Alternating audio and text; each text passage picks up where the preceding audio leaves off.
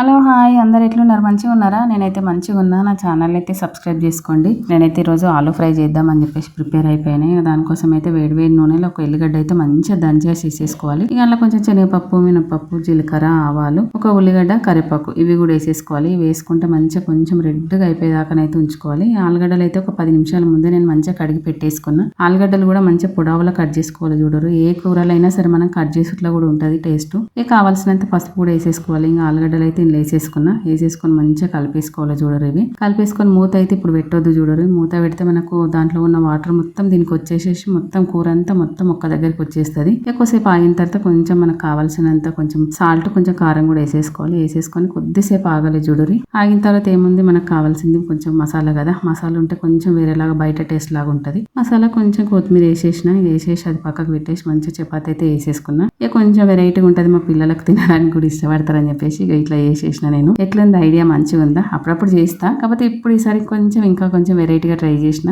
ఇట్లయితే రోల్ చేసేసిన మంచిగా ఉంటది. మా పాపకైతే చాలా ఇష్టం ఇట్లా చేసుడు. ఇక ఆమె అయితే చూడగానే అమ్మ నాకు బాక్స్ కూడా పెట్టు అని అన్నది. సరే తీ అని చెప్పేసి చెప్పిన. ఎట్లుంది మంచిగా ఉందా వీడియో? బాయ్ మరి.